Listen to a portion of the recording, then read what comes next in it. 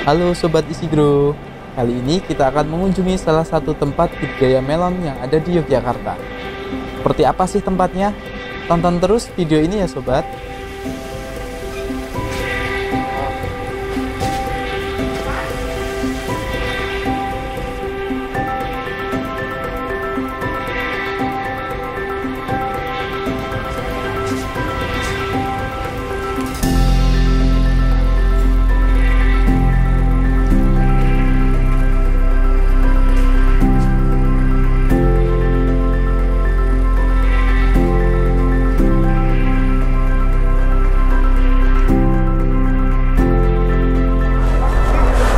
Halo Sobat Isigro semua, sekarang kembali lagi di Isigro YouTube channel.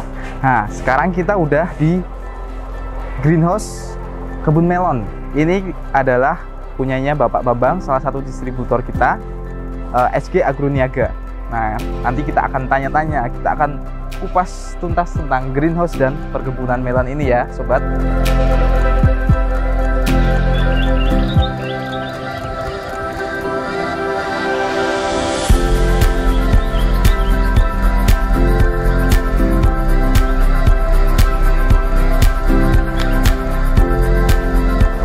Halo Sobat Isigro semuanya, sekarang kita sudah bersama Bapak Bambang. Beliau adalah owner dari SG Agroniaga dan juga pemilik dari greenhouse ini. Nanti kita akan tanya-tanya ke Bapak Bambang. Sebelumnya Pak Bambang, mungkin boleh diperkenalkan Pak Bambang dari SG Agroniaga, mulanya dari bagaimana kok bisa punya SG Agroniaga Pak? Oke, baik Mas Wawan, terima kasih. Sebelumnya, Assalamualaikum warahmatullahi wabarakatuh. Ya, terima kasih sekali atas kunjungannya di GH kami. Jadi perkenalkan, nama saya Bambang Supriyanta. Saya pemilik dari SG Agroniaga dan kemudian salah satu divisinya kita punya bagian penelitian dan pengembangan. Dan di sini adalah kita berada di greenhouse untuk tanaman melon ya. Yang memang kemudian greenhouse ini kita pakai masih dalam skala penelitian dan pengembangan. Untuk greenhouse ini sendiri, Bapak kenapa memilih tanaman melon, Pak? Mungkin barangkali ada pertimbangan khusus Kak, Pak, dari tanaman melon itu sendiri? Oke, baik. Jadi ada beberapa pertimbangan ya. Jadi melon kenapa kemudian kita pilih? Karena melon ini adalah salah satu tanaman horti yang memang punya peluang pasar yang sangat tinggi, terutama dari segi harga ya. Jadi kita sudah beberapa survei beberapa buah bahwa untuk produk hortikultura melon itu punya nilai jual yang lebih tinggi.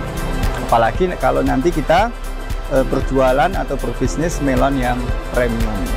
Ya, jadi nanti Mas Han juga bisa cek harganya itu ya sudah angkanya cukup tinggi ya, per kilonya bisa 50.000, bisa 60.000, bisa 70.000 dan sebagainya di tingkat konsumen gitu ya. Terima kasih Pak. Kemudian Pak, untuk greenhouse ini sendiri kan tanamannya melon. Ini ya, Bapak menggunakan media tanam apa Pak? Ini Pak tempatnya Pak? Ya, jadi untuk media tanam untuk tanam melon ini adalah kita pakai kokopit ya Mas ya. Kita pakai kokopit ya. Kenapa kita pakai kokopit? Karena untuk sistem budidayanya ini adalah budidaya dengan sistem hidroponik substrat atau orang namanya dengan hidroponik tetes. Sehingga media yang digunakan itu adalah media yang dalam tanda petik kita nyebutnya inert, jadi tidak boleh mengandung unsur hara tertentu ya. Karena untuk kecukupan nutrisinya dia sudah dipasok dari nutrisi AB mix gitu.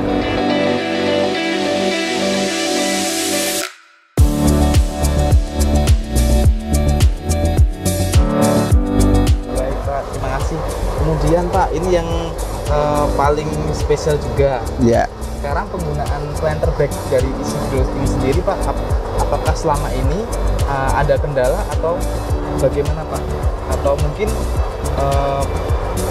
ada suatu hal yang istimewa juga Pak dari planter bag itu sendiri, kenapa kok bisa dipakai di greenhouse ini? Oke, baik ya. Jadi ada beberapa alasan kenapa kita pakai planter bag dari Isigro ini. Jadi kalau boleh cerita dulu, awalnya dulu kita pakai polybag biasa. Nah, hanya saja ketika kita pakai polybag biasa itu harus kita ganti ya setiap tanam kita ganti, begitu tanam kita ganti. Padahal saya bisa menanam melon ini setahun sampai 4 kali. Jadi kalau setahun ya kita gantinya 4 kali, 2 tahun ya 8 kali dan sebagainya. Nah kemudian akhirnya kita coba berpindah dengan planter bag Isegro ini karena kita tahu bahwa kualitasnya cukup bagus dan ini bisa dipakai dalam jangka waktu yang lama. Nah sehingga kan lebih efisien itu, sehingga kita pakai sisi itu. Kemudian sisi lain ada yang saya sukai adalah melon ini kan kita tanam apa ya? Kita jalarkan ke atas. Nah, kita butuh tali pengikat yang seperti ini. Nah, ini kalau di polybag agak susah. Nah, kalau di planter bag kan kita tinggal pasang ya, pasang pin gitu, jadi itu lebih kuat. Jadi minggatnya juga lebih kuat. Betul sekali, Pak. Gitu ya. Ya. Terima kasih, Pak. Kemudian, Pak, ini Isegro kebetulan kan ada beberapa produk yang dipakai di greenhouse ini. Salah satunya Wheatmate yang di bawah ini. Selama Bapak pakai ini bagaimana, Pak? Apakah ada masukan atau ada suatu hal yang istimewa juga kalau bisa dipakai di greenhouse ini, Pak? Ya, sejauh ini kalau kendala belum ada ya. Kemudian ya kenapa kita pakai Wheatmate ya, terutama satu ya untuk menghindari tumbuhnya gulma dari bawah. Itu satu, sehingga lebih bersih. Kemudian yang kedua, karena lingkungannya lebih bersih, itu kita harapkan ya organisme pengganggu tanaman itu nggak bisa ditekan, nggak banyak gitu ya. Saya rasa itu ya, kalau kendala lain kok belum ada ya, kita sudah pakai Wheatmate ini mungkin 2 tahun ya, jadi masih oke lah, masih bisa. Ya, Pak. Kemudian satu lagi, Pak, untuk yang atasnya ini kan plastik UV. Ya. Kemudian yang samping-sampingnya ini jaring-jaringnya insect net ya.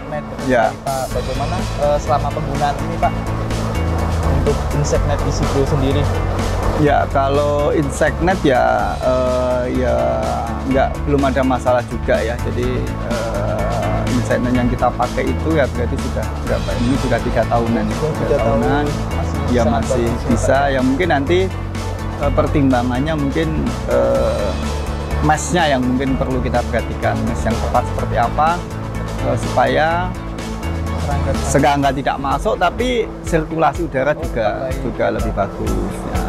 Nah, selama ini kita pasang ya seperti ada misting di atas, kemudian ada kipas di sana ya. Nah, itu tujuannya apa? Untuk membuat kondisi di GH ini suhunya bisa bagus untuk pertumbuhan melon ya, tidak terlalu tinggi karena umumnya di GH itu kan panas sehingga itu harus kita kurangi. Oh iya, terima kasih banyak, Pak. Ya. Ini kita dapat ilmu yang sangat banyak dari Bapak Bambang.